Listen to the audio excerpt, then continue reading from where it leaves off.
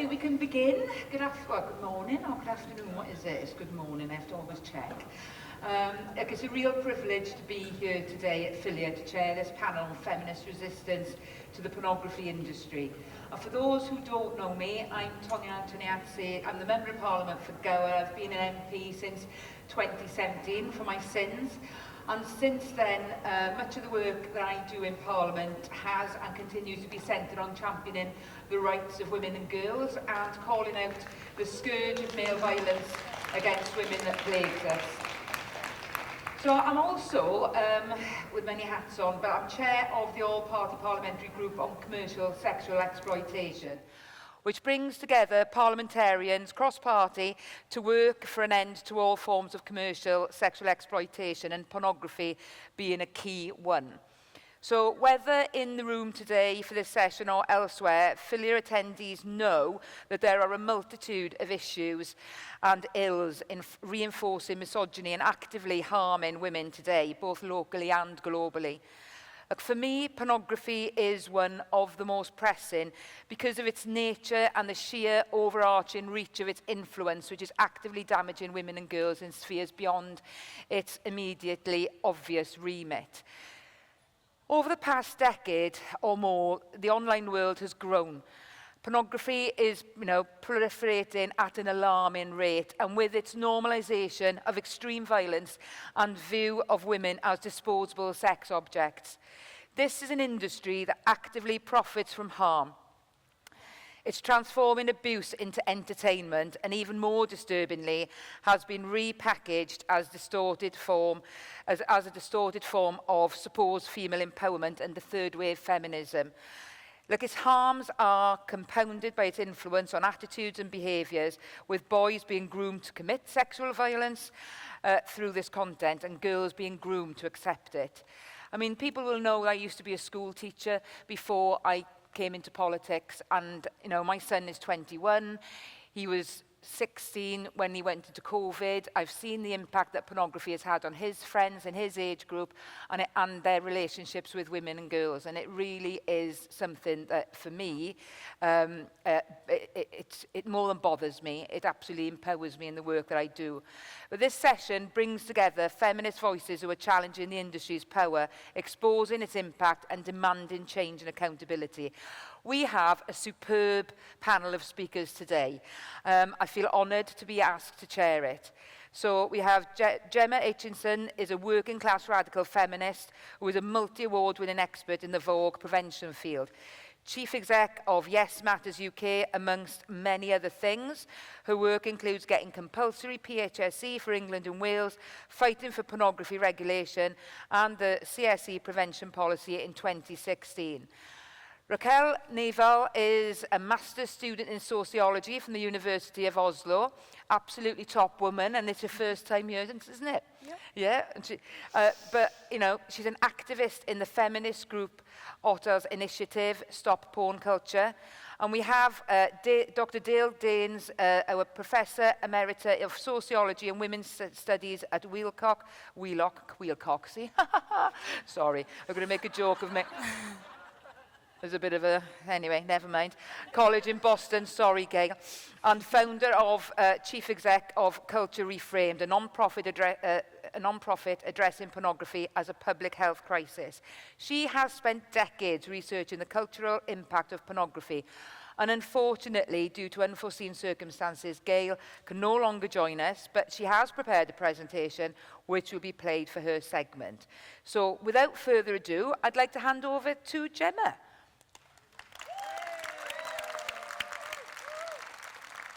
Morning, everyone. I'm feeling a bit Britney Spears with this get up. It's interesting. Thanks for the intro. Pornography.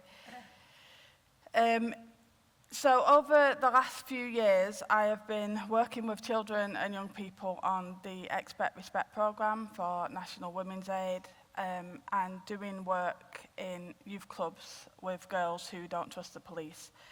And the impact that I'm seeing about pornography at the same time as our friends Andrew Tate and Bonnie Blue influencing children and young people is massive.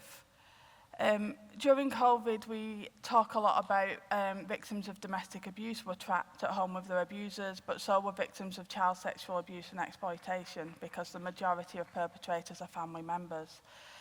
And the other thing that happened, and I'm guilty of this myself, was that young people started going online, and we had a bit of a Lord of the Flies situation, because we think that our children are safe because they're upstairs in the bedroom, they're not outside, but actually the online world, a lot of us grown-ups don't know as much about it as the young people do, and it's regulated by either other young people or regulated by people who shouldn't be anywhere near children.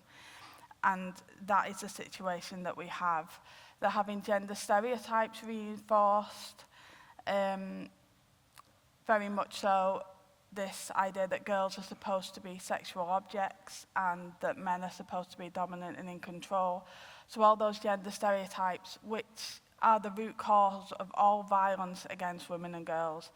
A bit of a sidestep here. I know that we've had a lot of protests over the last few days, but I think it's really, really important as radical feminists that we remember that gender stereotypes are the soil in which violence against women and girls grows. It's where it all comes from. It cannot be that they are progressive. If we didn't tell men that they are dominant and in control, and we didn't tell everyone that women and girls are disposable and replaceable objects, then it wouldn't happen without those things. So I think that's really important.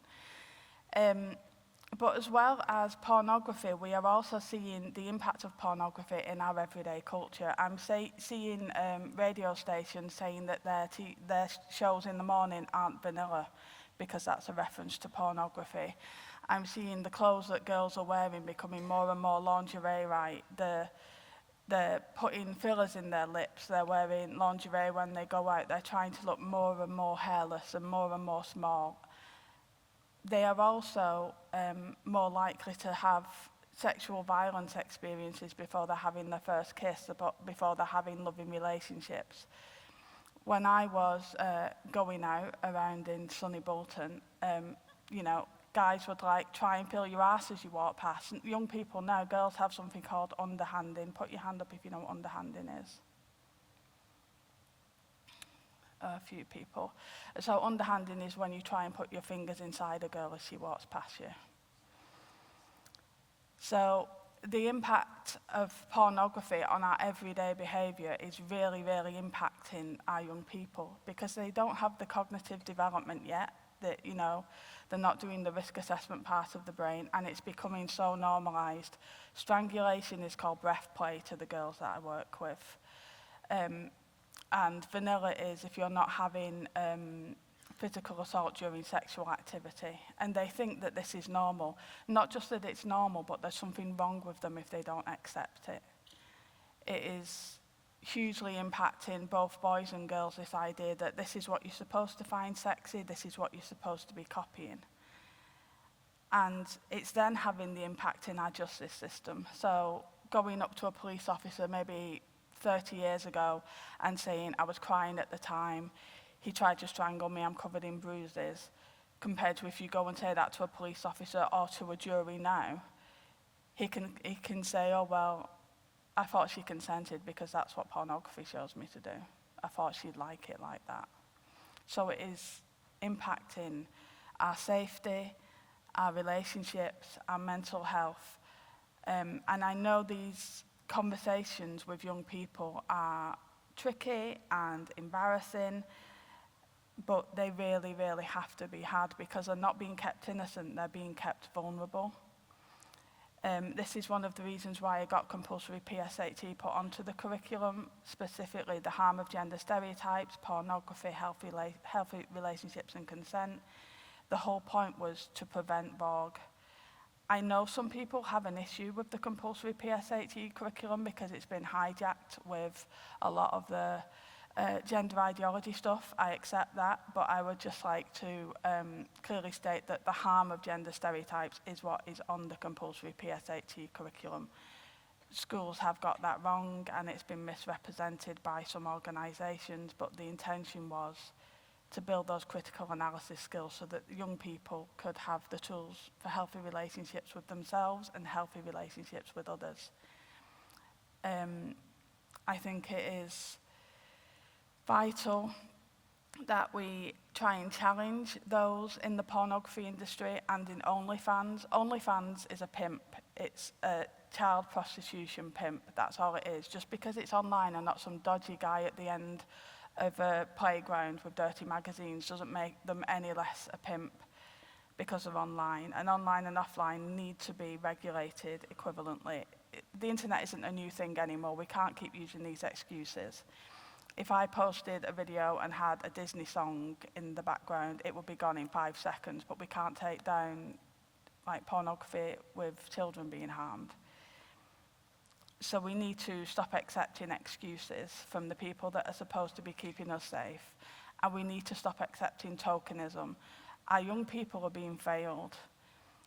We go into schools and we tell our young people, if you're just telling the truth, here's what's right, here's what's wrong, and if you go and talk to the police and you talk to your social workers and you talk to your teachers, you'll be kept safe. That's not true. As women, we know that's not true. We know the systems fail us. We know that they don't listen to us. Our girls are deemed unreliable witnesses to their own lives just as much as women are. So as grown-ups, we need to stop failing them by telling them the truth when these things happen to them. We need to push for proper victim rehabilitation and not just perpetrator rehabilitation that probably won't be effective anyway. And we need to stop giving them the lifelong implications of us failing to keep them safe. The correlation between women in the sex industry and how many of them were abused as girls is staggering. We need to hold people to account as much as we can. And hey, email me, I'll help you at any time. But we need to hold these people to account. We need to be the unpopular ones at meetings, and we need to be able to look our girls in the face, because at the moment they are being told either to enjoy being sexually objectified and being at risk, or say you're a boy to escape it. And those two options, they're not good enough.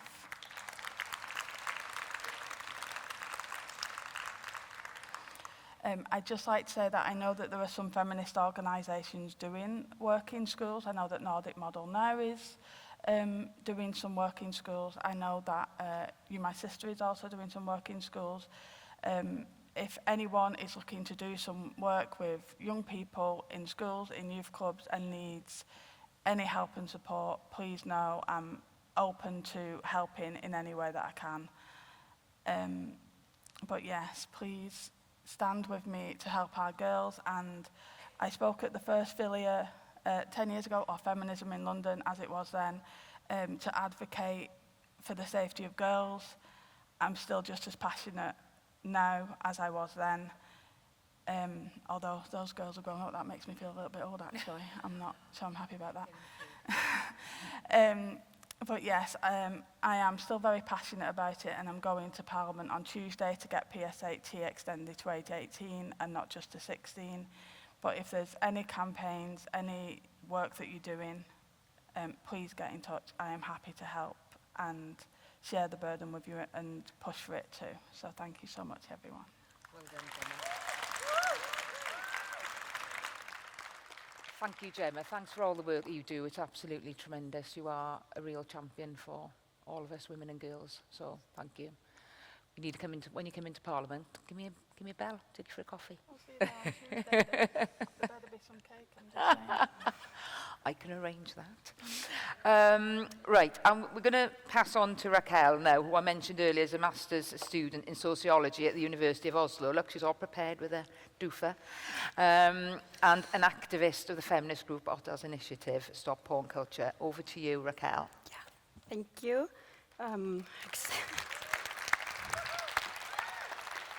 Yeah, so, well, I can just almost plead my case. Why am I here? No, well, my name is Rakel. I'm from Stop Porn Culture, or Stop Pornokulturen in the region from Oslo. And I guess I'm just here to kind of give like a micro perspective of what just like radical feminists in their 20s are kind of trying to do, to just honestly do something.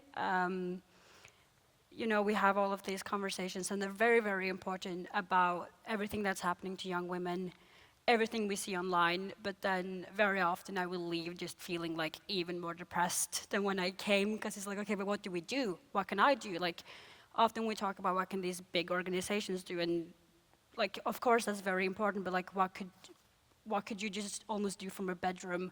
What could you tell your friends to do? And so I just kind of want to bring that perspective in here, that like that is possible. And I want to begin by bringing in a perspective I think is so important, which is we talk about liberal feminism, we talk about what they're teaching our girls, but I want to just tell my story on that, because I was one of those girls who was, it didn't work, but they tried to make me a liberal feminist. And so this is the cover of a paper I wrote when I was an exchange student at UC Berkeley in 2023. And this was like a time of my life where like I knew I was a feminist, but I didn't have much like education, vocabulary on it in terms of radical, liberal, that kind of stuff. And boy, was I about to find out, because yeah, UC Berkeley is not exact, oh, it can be, but very much of it is very liberal leaning in terms of feminism. And when I was there, I got the opportunity to write my own research paper, which I thought was like really cool, because I could get advisors and like a lot of help with the research. And as I was trying to figure out what I wanted to write about, I had this conversation with someone where we were talking about pornography, and I just said, without really thinking about it, like, yeah, I wouldn't want my boyfriend to watch that.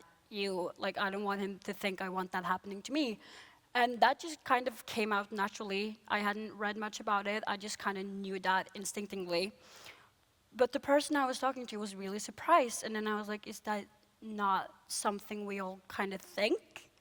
And so because of that, I told my advisor, this is what I want to write about. I want to find out more about this. Is this not, am I the weirdo here? And then, yeah, he was really interested in that topic, but not the way I wanted him to be. He actually told me that I should contact the kink club on campus and talk to them about their fetishes and kinks and what kind of pornography they watched that made them realize they had these kind of kinks and what they liked about them and blah, blah, blah, which I honestly, yeah, ew. I honestly kind of, I didn't think that now, but now I actually think that's a form of verbal sexual abuse, because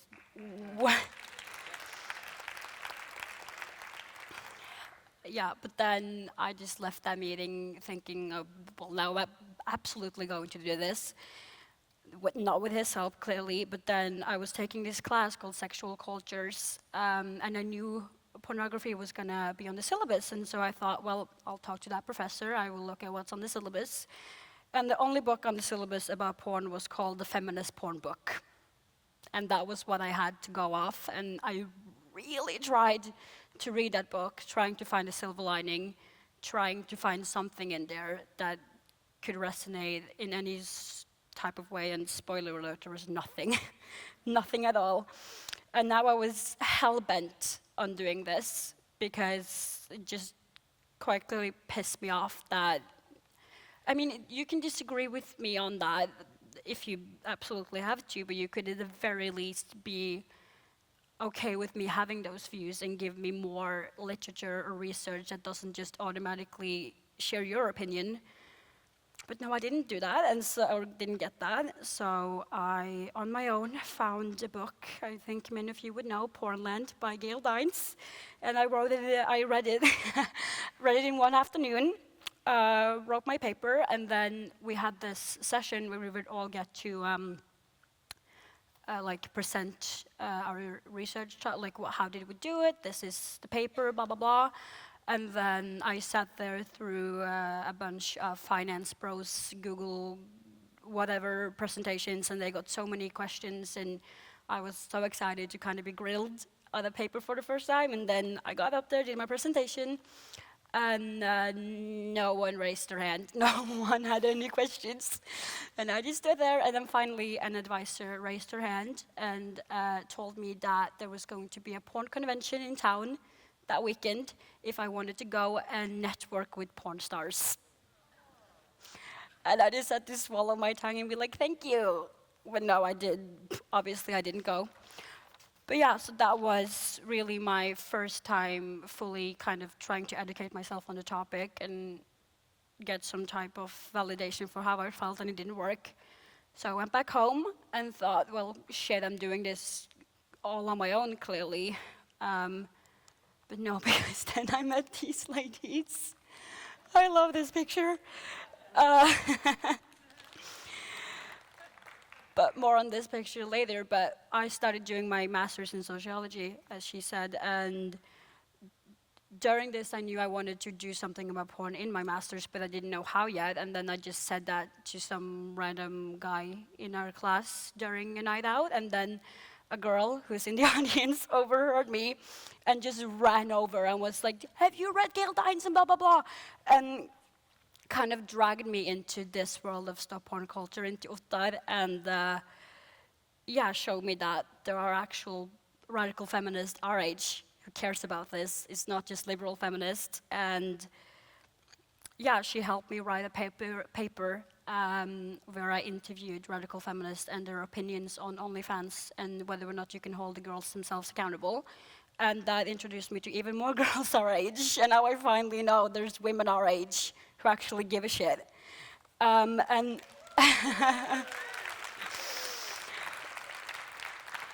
and this picture in particular, I mean, I mostly just chose it because it's funny, but it's also because this just shows what kind of group I'm now in, because this is them protesting outside of a porn store in the middle of Oslo, I believe. And they call the guy who owned it the porn pig, so they're slaughtering the porn pig in full butcher gear, and that's just the level of creativity I hope I can achieve one day. And now I want to talk a little bit more about specifically what stop porn culture does, because I think that is just kind of like an easy thing more people could do. So this is just a few pictures, but there's two main things we do, which is, you know, we try to have more like educational work and meetings and seminars and that kind of stuff, and then also, of course, activism. And I want to talk very briefly about both. Our main form of education is an open meeting that we hold, which is what you see in the middle there, us having that in Bergen last spring. So it's me and another young girl who's in the audience. And we hold this presentation. It's about 45 minutes, a very easy introduction. It goes through, you know, what we believe porn culture to be, and then the industry itself. And we do talk a little bit about the feminist, ethical, queer porn and blah, blah, blah, and that kind of thing. And it is a very brief introduction that gives like a very broad overview in a way that can work for most age groups. We usually do it for students at university. And then there are some pictures that are very graphic when we do it for students, and when we've held it for this political groups, like young, like teenage group, I don't know how you'd say it in English, but then we switch those pictures out to not traumatize the 16-year-olds, but that is a very easy way to do it, to just have the pictures be what can be switched to make it more age appropriate. And we've met some interesting characters during these meetings. I am always interested in hearing what men have to say on these kind of things, but that certainly haven't been easy. Well, actually, there's been one guy who's been pretty great, but there was one time a guy had to be kicked out because he was just yelling and almost screaming because he believed that men were now the oppressed ones because women were allowed in board meetings. That is fully what he said. And then there was one guy who showed up and was like very angry and looked very ready to like have the discussion afterwards. But then I said like, okay, let's like go in a half circle, we'll make a circle, we'll sit next to each other, we'll introduce each other, and he ran out the room. So we never got to find out what he wanted, but I mean, those men, we know they exist, but more important is all the young women who come, and they have so many questions, and about everything and like, what is okay? Can I do this? Is that pornography if I take a nude? And like all of these kind of things are like, first of all, how do I know? But it's also just great that they come and ask. But one thing I will never forget is the girl who we were talking about choking during one night stands and that kind of thing happening without consent. And when I said that, that's never happened to me before, she just looked at me with just big eyes and said, "Oh, you're so lucky." And that wasn't, there was no kind of irony or anything in that. It was just pure jealousy almost. And that just, I just think about that sometimes because that's why I keep doing this. And then it's the activism part, the fun part often. So that picture on the left is from a campaign we had this summer, which was specifically targeting the internet providers in Norway and why they do not have general porn filters the way they have child pornography porn filters on their internet. So yeah, that's just an AI-generated picture, and then we just made fun of their names and switched out the ads with like, what was it? Yeah, the best internet for porn on the bedroom or something. But then we also had the stickers that said, your guy friend watched guy fucking his teen daughter before he met you on the town, and we were handing those out. And a girl took one and said, "Oh, that was my ex's favorite category, actually." Yeah, well, it's those kind of things, and then it's just important for us to try to kind of fight how this seeps into everyday culture. Just like things you could, I'm not gonna promote vandalism, but that picture was after a few beers, and we remember there's a strip club who will, at like 9 at night, go out with those pornographic posters for their strip clubs. And those things are very easy to open and take the pictures out. I'm not saying you should do that, but I'm saying it's not hard.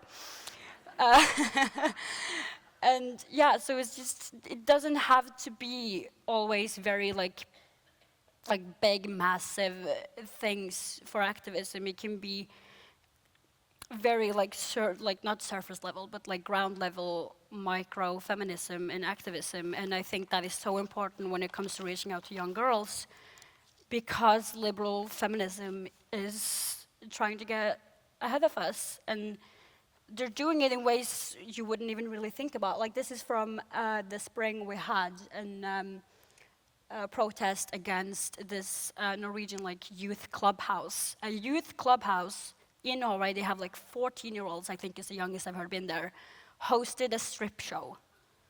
And they had no age verification. They took entrance money, of course, but they just allowed everyone in. This especially was kind of surprising because this is a group who's been known for their very left radical ideas in politics for years. And there's so many radical feminists in Norway that used to be part of this group, and they used to be very anti this kind of thing. And now liberal feminism has just suddenly taken over.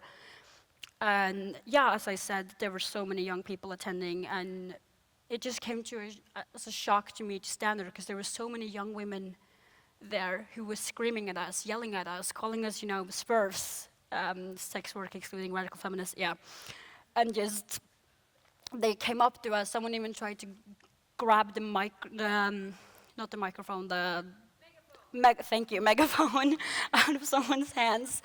And it was just crazy to me because they're just doing this against themselves. And I don't want to end on a low note. I just want to remind everyone that the liberal feminism is trying to take over the youth. And although I know that, I'm not that worried, because I have met so many young women who, just like me, knew deep down how they felt about pornography, how they felt about men. And even though they didn't have the tools yet or the books, they still knew that deep down. And of course, you can't change everyone or change anyone at all, but at least we can try to help them by doing this kind of stuff and remind them that liberal feminism isn't the blueprint for anyone, really. And yeah, that's it. Thank you.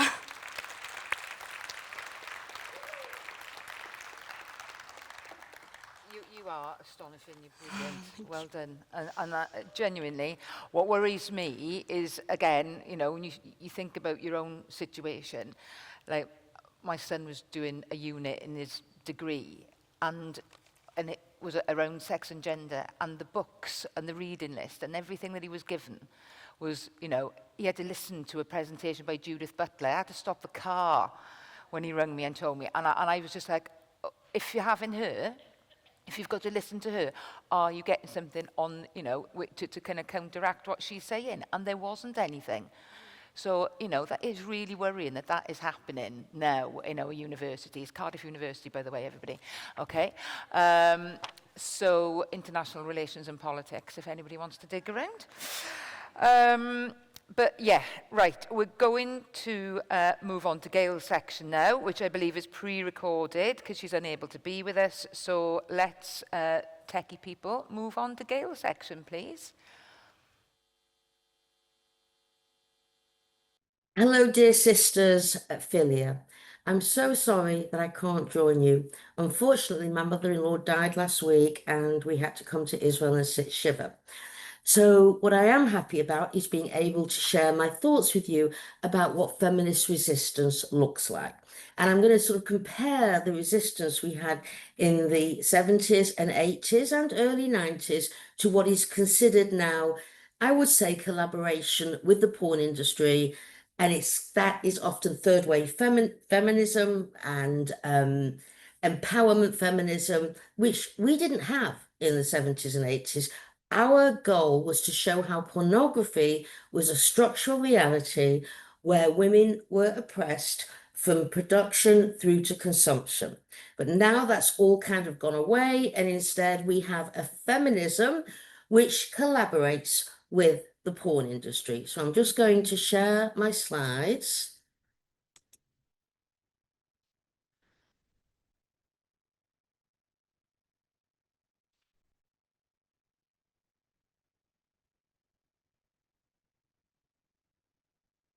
So resistance happens on multiple levels.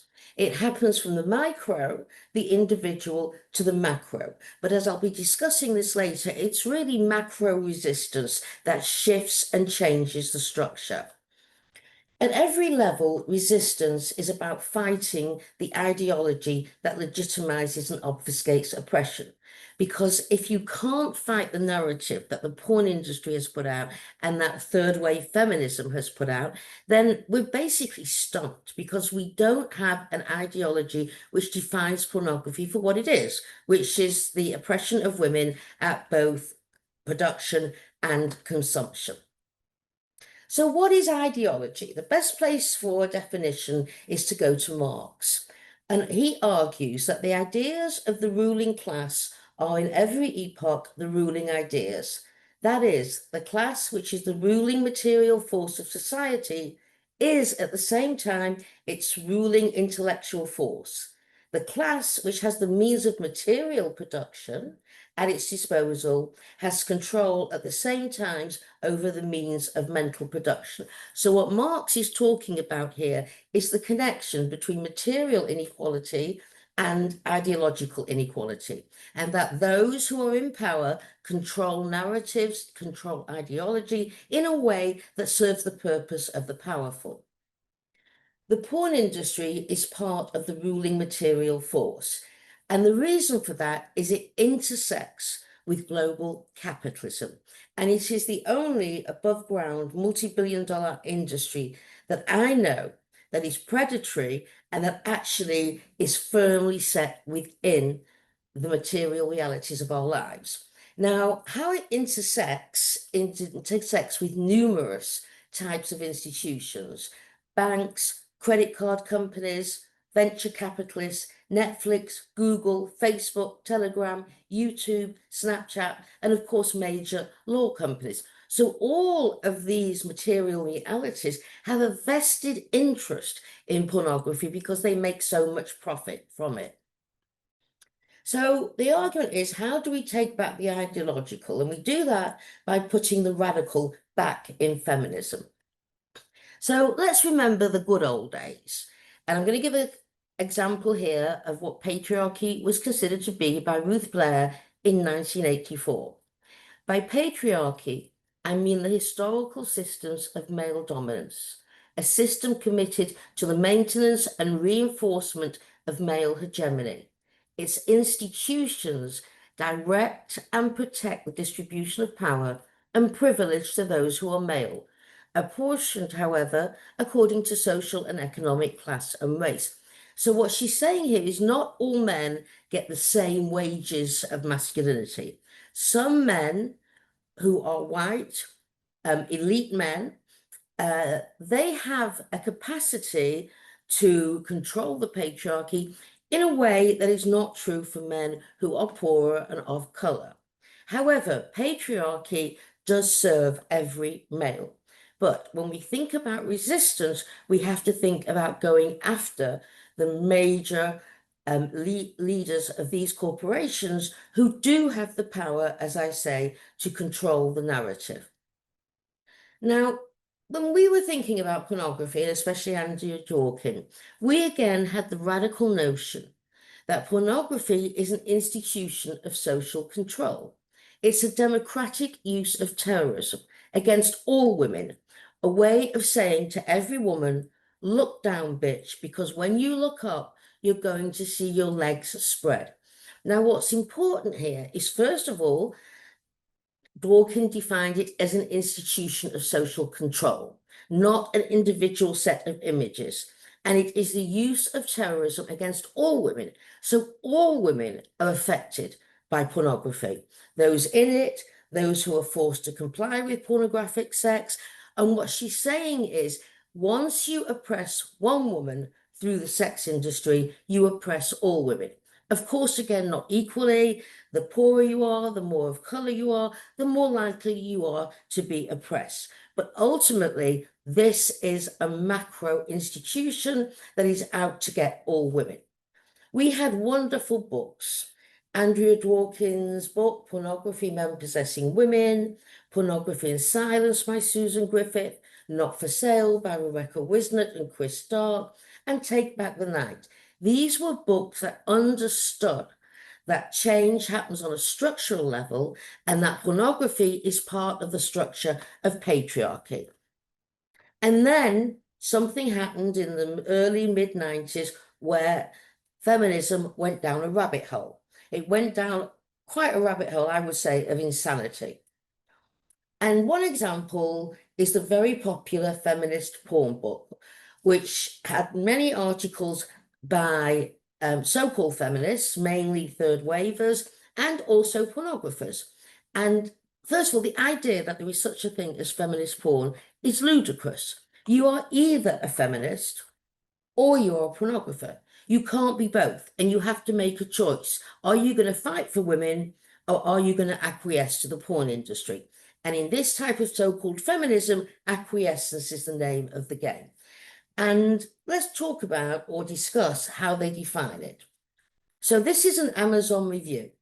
The feminist porn book identifies the importance of pornography as a form of expression and labor in which women and other minorities produce power and pleasure. Does anyone know what this means? Because I certainly don't, and I've been doing this research for well over 30 years.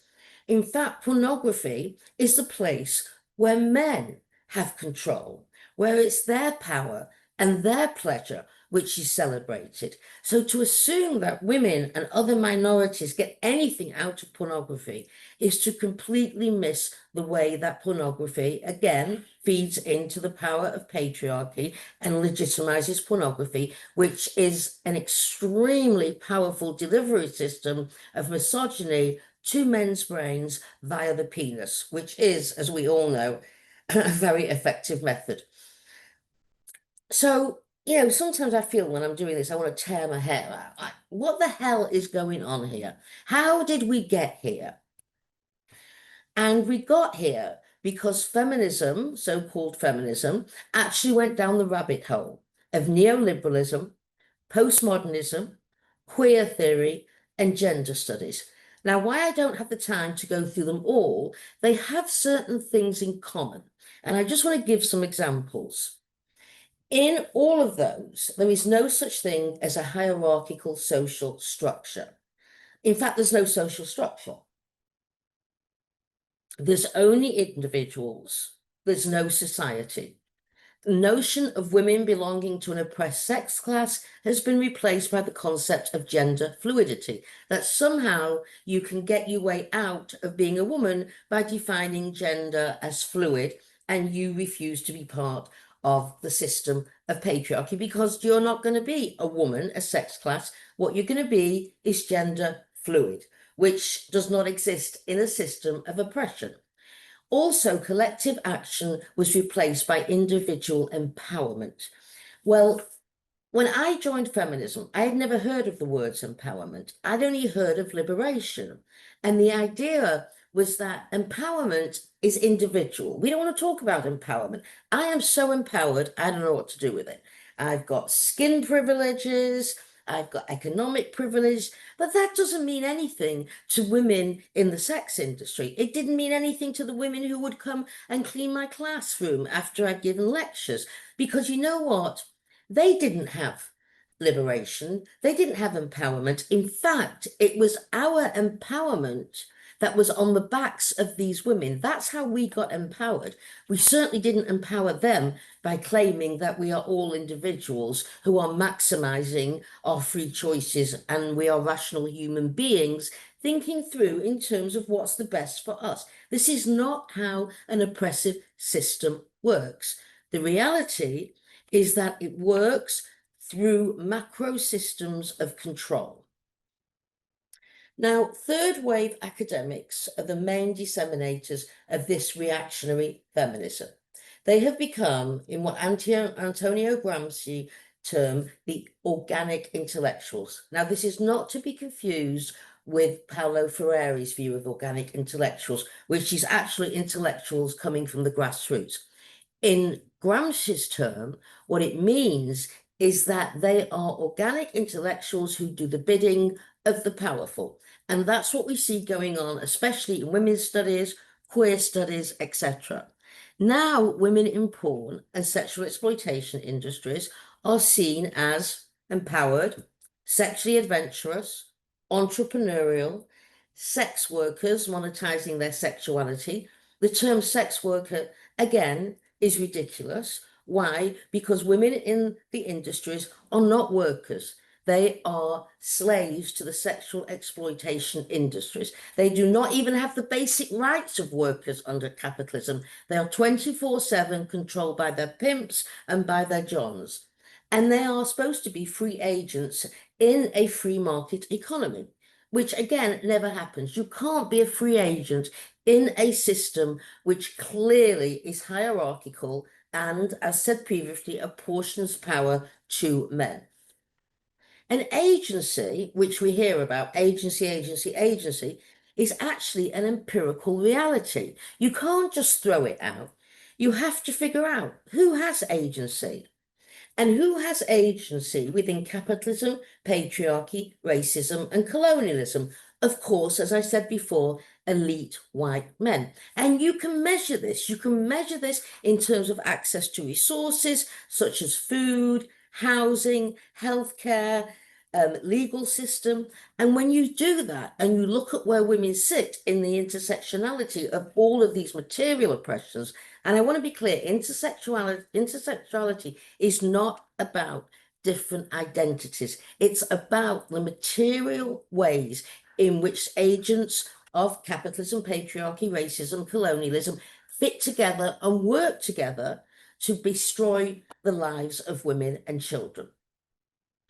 So the question becomes, what do we do to change our toxic culture? Because, you know, women have always been there at the very forefront of social change.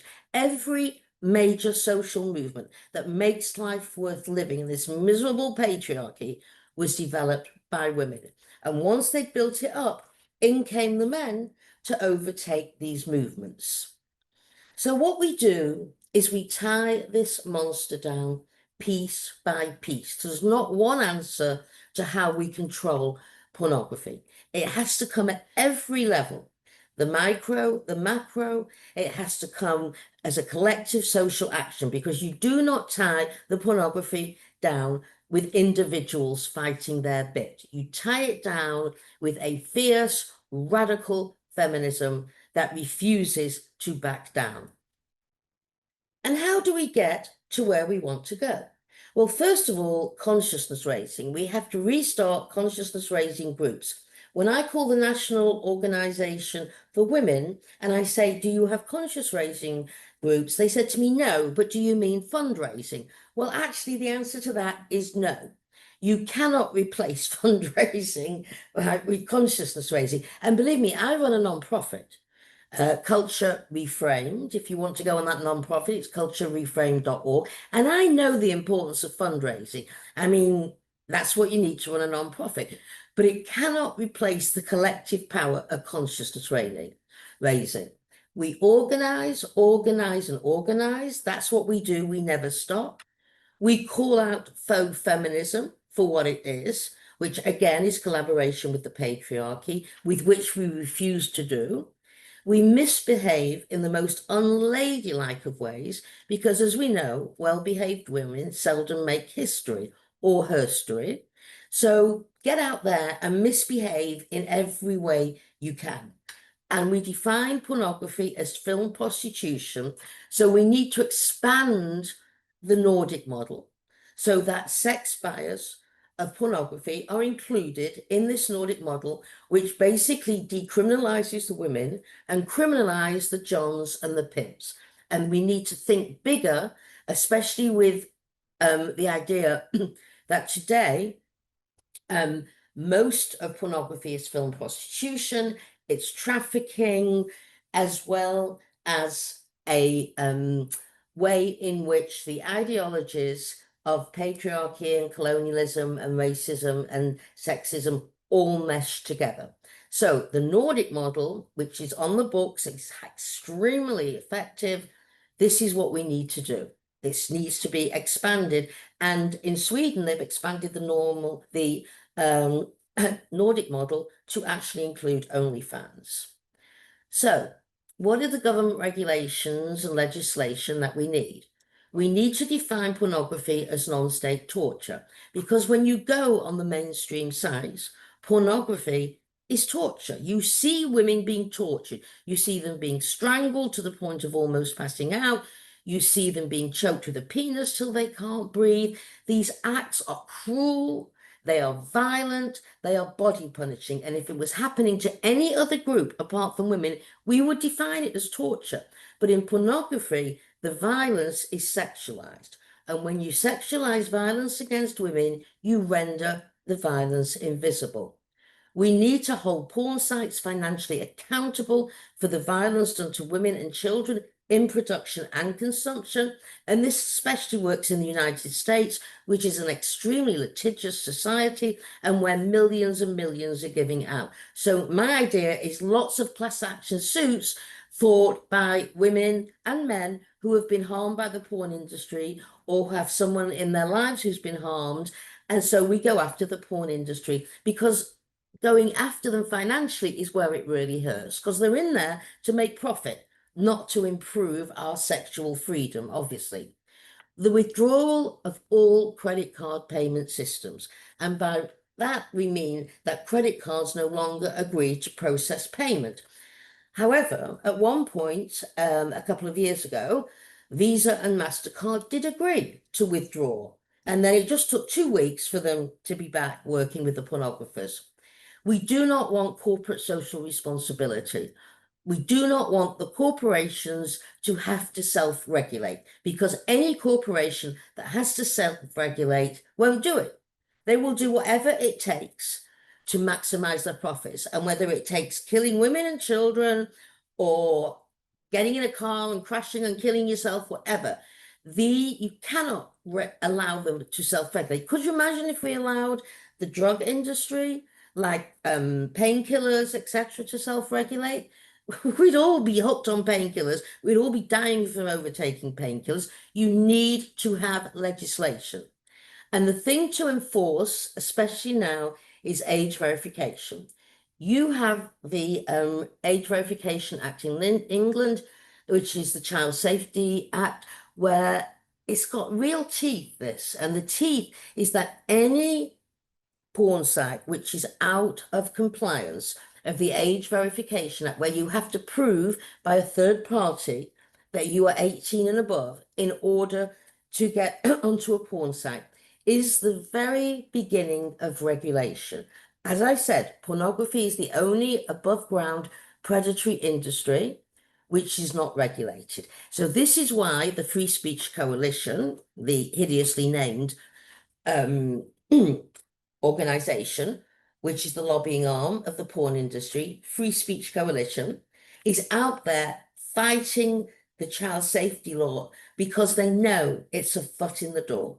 It's not as much as we want, but once you start with one regulation, there's more coming down the pike. So this is why the porn industry has been spreading all of these lies about how it doesn't work. The reality is, within a couple of weeks of that age verification law in the UK, traffic to Pornhub went down 50%. So this works. Also, what we want, and my slides are stuck at the moment, is asking ourselves, when we see the big picture, what do we actually, as radical feminists, want? And liberal feminists argue, you know what? Men have always had the pie, the whole pie. And it looks very tasty, you have to admit. And that basically what we should have as women is half the pie. Now, let's be honest, right? It doesn't look very tasty. It looks actually unappetizing because half the pie is unappetizing because anyone who eats from that pie is poisoned. We certainly don't want the crumbs of that pie, because why would we want to live with crumbs, which is what a lot of the so-called third wave feminists are happy to take? No, we want something completely different. And what do we want? We want to destroy that pie. We want to get rid of it. We want to change the entire social system. We want to get rid of misogyny. We want to get rid of capitalism, racism, all the systems of oppression. And we want to rebuild from the beginning. Now, we don't know what that's going to look like. It's certainly not going to look anything like what we live in today. And you know what Andrea Dworkin said? She said, whatever you do, remember everything that happened to you, who did it to you, what they did to you, how you felt about it, because then that will give you the impetus to, as she says, fuck it all up. So I think I'm going to leave you with Andrea Dworkin's argument that we need to fuck everything up. And again, we're not going to do this by behaving. We're going to do this by harnessing our rage, that bubbling rage, not so it overtakes us, but we manage it, and we're going to harness it, and we're going to harness it for our sister over there, and for our sister over there, and for our sister over there, and for ourselves. So my message finally is, when you can see a system that you know is causing horrible, horrible harm and death to women and children, you go out there and you fuck it up by any means possible. So thank you for listening to this, and good luck in fucking up. Okay, thank you. Thank you, Gail. And absolutely, that presentation will live with me forever, because it is like a battle. And when you saw that body being held down, you know, like, we've all got a role to play. We've all got something that we can do. So I'm so grateful she was able to send that presentation in, and sadly not with us. Look, I'm going to speak briefly on my thoughts on this issue and to what's been happening in this, policy space, regulatory affairs and UK Parliament. And as has been highlighted by many other speakers today, porn is an industry that is inherently exploitative and profits from harm. And so there's so many elements to the violence it operates on, commits and further fuels. There's that which is inherent to its very framework and operation. Look, it's the turning of abuse into entertainment. Okay, and what a lot of people seem to forget is that there are real women and girls and children behind those screens being exploited and abused. Research undertaken by FiLiA, an organisation in Sweden that supports women out of prostitution, pornography and trafficking, found that almost all women drawn into online pornography suffered trauma in childhood. 96% reported abuse, 79% physical abuse and 88% sexual abuse. Predators deliberately target vulnerability, and women are often forced or coerced into this industry, and once in it, further exploited. Look, it doesn't matter how famous you are or who you are. The industry is reliant on this exploitation, and it further fuels it on a global scale. Then there's the extreme violence and misogyny, not just depicted, but enacted and committed in its content. Again, with real women being the victims of it behind the camera. And that, which is now a mainstream feature of online pornography, with women being choked, strangled, slapped, spat on, and content advertised using words such as attack, violate, and destroy. In recent years, the scale and nature of pornography has transformed, largely because the industry has been left unchecked by regulation, meaning that, as its content has proliferated in its violence, so has the ease and reach of its access. So, it feeds off competition for clicks, and that's clicking on and using women and children and abusing us, and it just makes me so mad, and we do have to fuck the system up. Mass consumption comes, with that comes the normalisation of violence.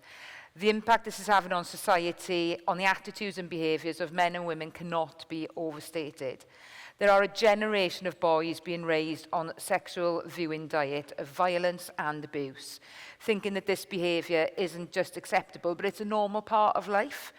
And their sexual encounters, and, girls, as you have spoken about, both of you, are just being conditioned to expect it, and it's just not on. Look, I believe I speak for the room when I say that this has been ignored for far too long by consecutive administrations with the capacity to do something. And that is, in large part, why we are here and why we do what we do. This industry has been left to operate unregulated until very recently, so it's no surprise or coincidence that some of the most popular pornography websites visited by millions, mostly by men, have been found hosting and profiting from outright illegal content, including child sex abuse, footage of rapes and trafficking victims. Existing legislation has not been working, and neither has it kept pace with technological change.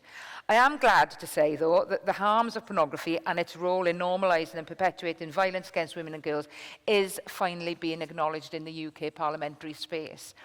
Earlier this year, a review into the online pornography conducted for the government by Baroness Burton was published. Look, it's a brilliant piece of work, very thorough, being the first official parliamentary investigation into the operation.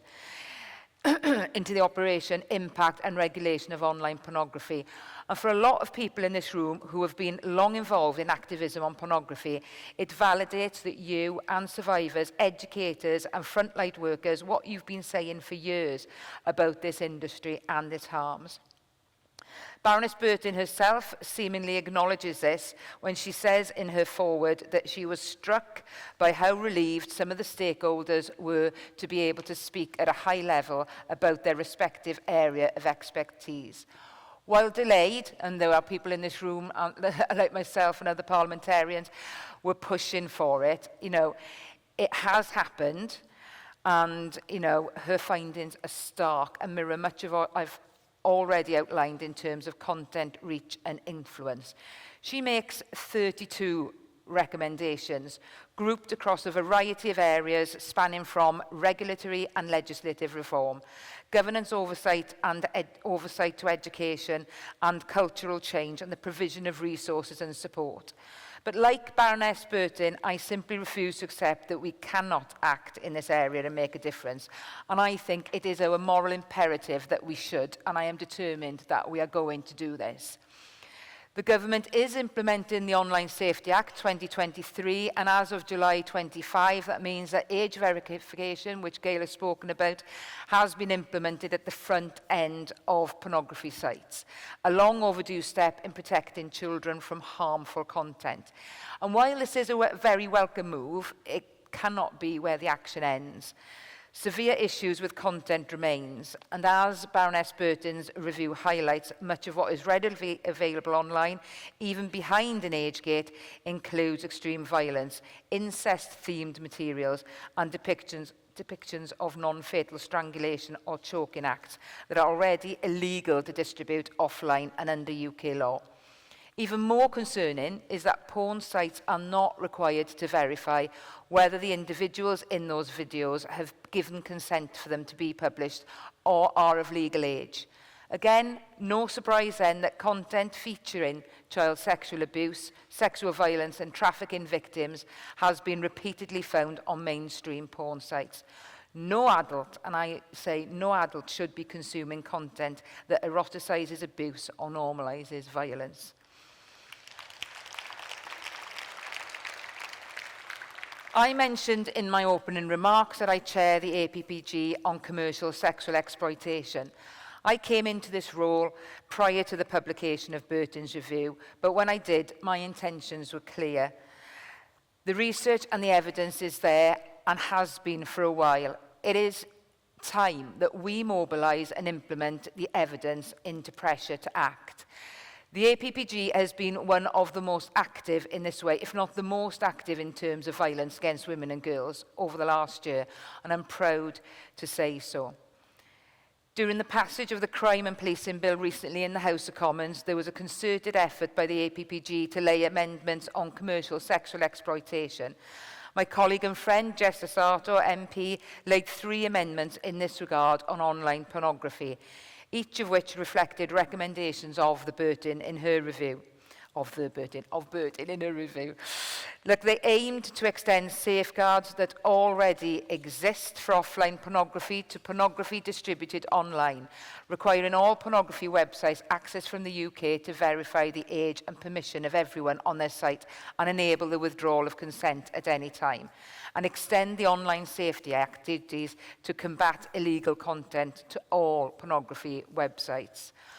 And while these amendments were not carried forward, what we did hear from the government is that they are committed to introducing an amendment during the bill's upcoming passage in the House of Lords to criminalise pornography depicting strangulation and suffocation.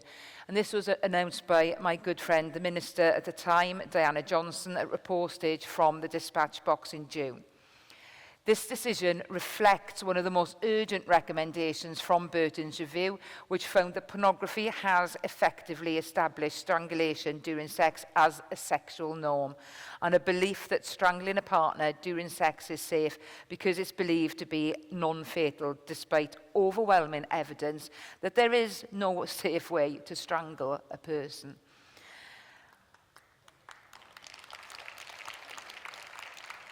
As I conclude my remarks, I want to underscore that things are changing. A lot of you might think it's too slow, and I don't disagree with you. I don't. But, you know, we have made a step forward, however small. I welcome that. The reality is that bringing online pornography into scope of regulation represents a significant turning point. However minor that may feel in the grander scale of the industry's wider and multifaceted harms, this is a real stepping stone for further measures and reform and for holding the industry accountable. I want to reassure you also that there are many politicians that are members of this APPG, and I am committed that our pressure towards change in this space is unrelenting.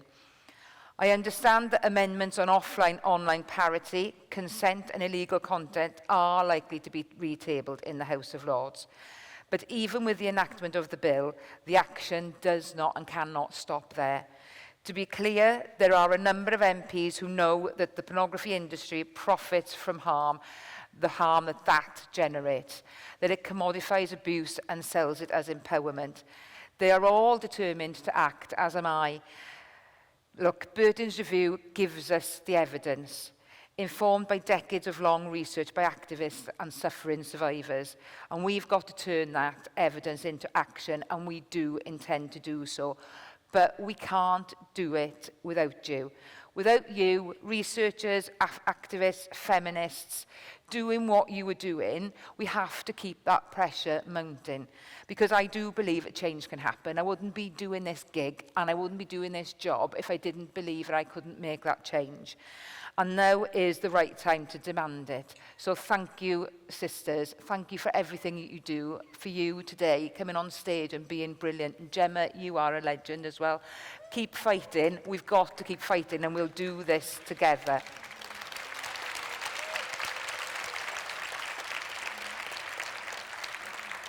I'm already planning my cake purchases for Tuesday. I have high expectations. Yeah, any preferences? I like a Black Forest gatto if I can get one. Right, challenge accepted. No, we have got some spare time now. We're meant to run until past, but I've got some questions, and I think, you know, many of them have been touched on today. And I'm going to go to you, Rakel, first, and then Gemma. Look, how should and can we handle conversations, and this has been your job for years, isn't it? But conversations with young women who believe that a woman's own participation in the porn industry is actually feminist and empowering? Yeah. Come on, be positive. No, I'm going to be positive, but it's hard. But yeah, no, it's, I mean, it's, the thing that I found is most effective is asking them questions back, in a way, because very often they've just heard, you know, sex work is work and that kind of stuff, and then they haven't really questioned it much. And I think women my age grew up with, you know, when Instagram and everything like that was kind of on the rise, and we just grew up with it. We were just kind of told things politically, and then we just kind of embraced it and just like accepted it, because we were just kind of like pornography in a way. We were just seeing this kind of like on Tumblr, on Instagram, these kind of things that we just kind of accepted and just like, yeah, that's how things are. Which is very much the same thing we see with gender ideology as well. It's just these kind of things have just been showed and showed and showed, and then we just kind of think about it. And so I've just found that asking them questions like, yeah, but why do you actually think like this? Like, who have you known that this has worked for? Why do you think they make that choice? And that is the thing I ask the most about is, well, why do you think they made that choice? Was it economical? You know, specifically talking about OnlyFans, that kind of film prostitution that is the thing that people my age now unfortunately have to talk about all the time. If you just ask them, like, well, why do you think they made that choice? It's a free choice apparently, but was it economical? Was it someone who told them to do it? Were they pimped into it? And then I was talking about it with a girl, and I was asking all those questions, and then she ended up with just like, well, I mean, I think there's people who make the choice not based on any of that. And I was like, okay, well then what's it based on then? Why do they do it? And she was dumped, she had no idea. And I don't think I can just like convince them then and there, but I think that just actually taking the time and asking them those kind of questions can kind of get the ball rolling in a way, because I don't think women want to go against their own cause and their own interest. It's just they've been kind of brainwashed. It sounds kind of mean, but I think that they've just been force-fed all of these ideas, and they don't realize that they're going against themselves. And yeah, I think just like starting to actually like kind of peck at it a little bit and ask certain questions and kind of get them to realize what they're doing is against their own interest is at least a good way to start, because I think if you go too hard, they're just gonna not want to hear what you have to say. I don't know if that is helpful at all, but that is what I tried to do. I mean, my very good friend in the audience, who's not looking over here now, there she is, Tracy Gilbert MP, legend. One of the very first things I remember her saying at one of our meetings was around, you know, sex work, and it was kind of like, you know, it's not work because you can't unionize it. So on that principle, Tracy, it ain't sex work and nobody wants to be doing it. It's not a choice. And as you've underlined the reasons why people, women are getting involved in this space. So how do we talk to people then? What do we say to them? It's interesting, isn't it, on the left, the only time they believe in a free market is when it's a woman's body. So, when it comes to young women, I think the first thing we need to do is understand about starting where they're at.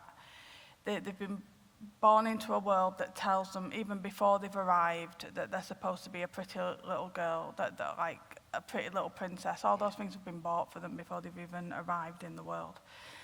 And then they're taught that being sexy and being pretty and not making a fuss and the needs of others are what you're supposed to be as a woman and a girl. And so all that fits nicely, doesn't it, into the sex industry. So I think understanding that that's where they're starting from, and sort of planting those seeds, asking those questions around it, and saying things like, oh well, consent is supposed to be informed. So I've done some work with young people around this issue, and I talked to them about consent at first. So from an age-appropriate young age, I ask kids in like maybe year 1 and year 2, would you eat a spider? And they're all like, oh, no, that's gross. Of course I wouldn't eat a spider. And then I say, oh, but would you eat a spider if your mummy or daddy would get really poorly if you didn't eat the spider? And a lot of them then say yes. And then I said, does that mean that you chose to eat the spider, that you consented to eating the spider? So you can approach this stuff. I also have another analogy about farting on a lollipop, about consent being informed, but we're not going to that right now. So youth workers need to be building those critical analysis in schools. These people exploiting young people in care, these care homes making money out of our vulnerable young people and then them going into the sex industry. Who's holding them accountable? It's like the grown-ups around the young people that need to be held account, as well as having these conversations with young people on the idea of consent. Or you can have a chat with your teenage boy and end up with the conclusion of if the sex industry is so empowering, then why is Donald Trump not putting a cock in his mouth on OnlyFans? So that's sometimes an interesting conversation to have. So having these discussions with young people, and then when they, whatever part that they're at, don't get defensive and talk at them. Ask them questions, sneaky questions that the only conclusion they can come to is, is feminism, ninja feminism, of course. But when they think it's their idea and they think that it's their thought and they're coming to those conclusions themselves and they're having that discussion themselves, it's more likely to stick than somebody telling them. So yeah, talk to your young people. Pause the TV show that's on and ask them questions about what they think about it, and do it consistently throughout life. Don't just have one awkward chat with your tween and then just leave it at that. Keep on going when these things come up, when, I don't know, the Oscars or VMAs or whatever, and they're hardly wearing anything. Ask them why the Ariana Grandes of the world are wearing hardly anything, but Ed Sheeran's turned up in jeans and his jumper again, and talk about the stuff around them and ask them questions about it. Be consistent with that. That's excellent. Brilliant. Really good. So, with the current international porn epidemic, how do we link together to oppose the threats? How are we going to work together? Yeah. Well, we're here. Well, I mean, this conference is the perfect way to do it because, working in it in Norway, we so admire what you guys have been able to do here with age verification, and same with France. And we've been able to talk to you guys, talk to the French people who are here, and just really, and everyone's so nice, like, let me give me your email, blah, blah, blah, and everything, so we can actually work together and get advice from each other. We've gotten advice from the French radical feminists here before too, about what we should do specifically to get an age verification up in Norway as well. And it's, yeah, I think just sharing advice and what we could take from each other's countries in a way. I mean, I'm sitting here as a parliamentarian and I'm not a government minister, but my party is in power. What conversations do you have with your politicians? I mean, they're not as cool and funky as us. There are. It's been. We just had an election actually, and the left parties, I suppose, would be an easy way to say it in English. They did win, thank God, because one of the parties that were almost won, I think like 1 in 4 people voted for them. Of the people who voted are like basically trying to remove the Nordic model thing we have for sex work, and not sex work, you know. Prostitution. Prostitution. That's, sorry, I've been reading their like party thing, and so their words are just grilled into my mind. But yeah, no, not that. But so so we have been, you know, reading a lot of the party programs and everything, and there are some parties that have put pornography in a way into their program, so it is happening. But one thing that I struggle a little bit with, which I know is a conversation broader too, is that although there are mostly like kind of like the feminist-leaning, left-leaning political parties, there is also a lot of support and help from the Christian party, because they also opposed to porn, but obviously on a different base level than we do. And so that is kind of what becomes difficult when you sort of see them having to build friendships and bridges with those parties that aren't going to align with us on any other feminist thing. And I just think that what was also said up here on Friday, I believe, is that the right is never going to be our friend. And although we may agree on one thing, they are not going to help us, I believe, on another thing. And also why they want to oppose the pornography is because of, you know, the moral thing, not for the women in it. That's what I think is becoming very difficult when it comes to the political side of things. And you have engagement with politics, a lot of it. How's that going? Maybe I am. So engaging with politicians, she's all young and optimistic, I'm not. So I feel like when it comes to local governance, national governance, whatever, I feel like you have to look for sneaky opportunities, because when it comes to feminism, I don't know if you know this, but we've never been very popular. And you would be in my office with cake. But I'm Mancunian or from Greater Manchester, and we're a big thing of, yeah, I know. Don't say that. I used to teach they'll hear that from. I'm sorry about that.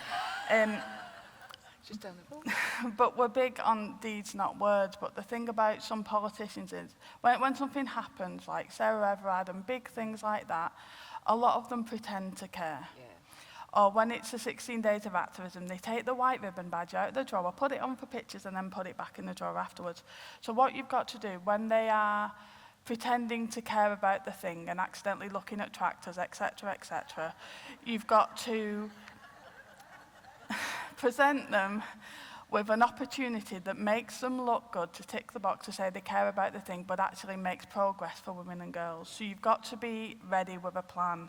You've got to have your meetings at the pub with a pint and a pasty and come up with your feminist plans with your mates and you know, be ready to go with these things that you can do.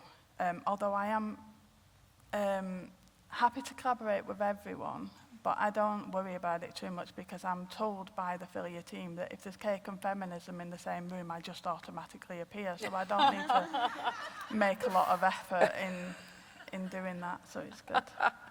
Brilliant. I mean, obviously parity between online and offline pornography with monitoring and auditing is what's needed, isn't it?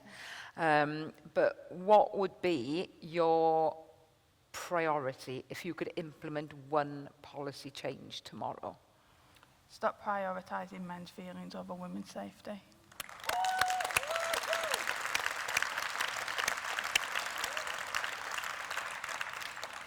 You are a bloody legend, you are. It depends who you ask. And what would be for you? Yeah, it would be to have more focus on what the industry is doing to women, but not just that, what we're just allowing to happen without anyone actually caring. And it's just hard to put into words because it just pisses me off. But Those are good words. yeah, I just think it would just be helpful to have more focus on the actual laws that we have and how we could actually use them, because that's been a problem I know in a lot of European countries, but in Norway as well, as that although we have pornography law and that kind of thing, they interpret them in ways that doesn't actually make it so they can actually be used when people sue. And so that's probably the thing that I would do, the same as they've done in France, I believe, is that use the laws you actually have and see how they can actually be used for change and not just to cover up men's fuck-ups. Yeah. As we've heard, look, the sex industry is huge and well financed, but we have had our successes. Gemma, do we need to celebrate more so that the population, people see the changes working? I think we need to give feminists credit for what is happening. I try and hashtag thank you feminists for things, because I see a lot of people, the rhetoric around feminism was the same as it was for the suffragettes. It's, you know, we're all mean, we're all terrible, blah, blah, blah, blah, blah.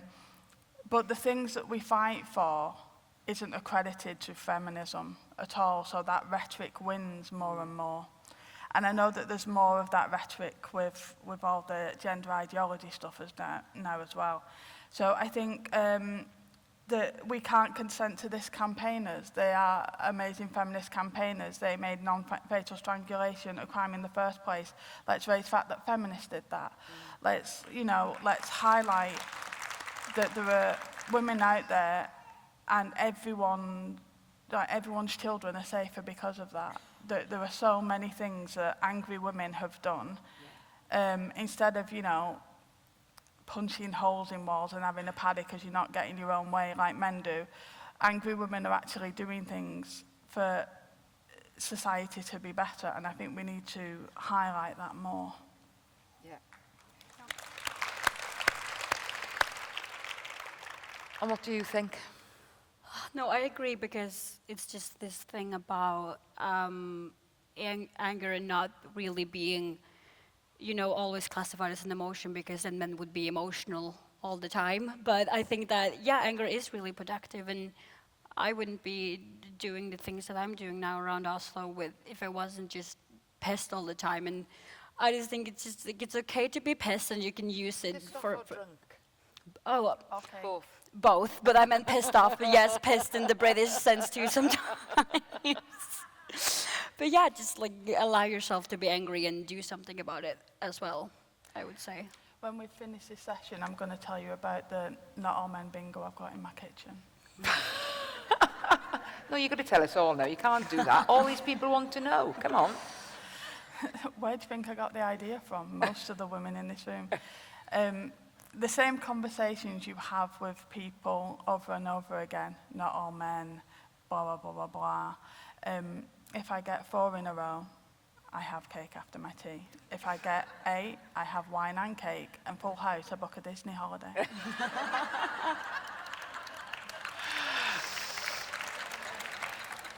Can I just say, on that note, I feel uplifted now by your games, and I'm going to play them as well.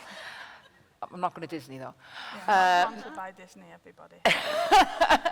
Can I say a very, very, very big thank you to Gemma, to Rakel, and to Gail, who have been absolutely brilliant. And a big thank you to you for coming and listening to us.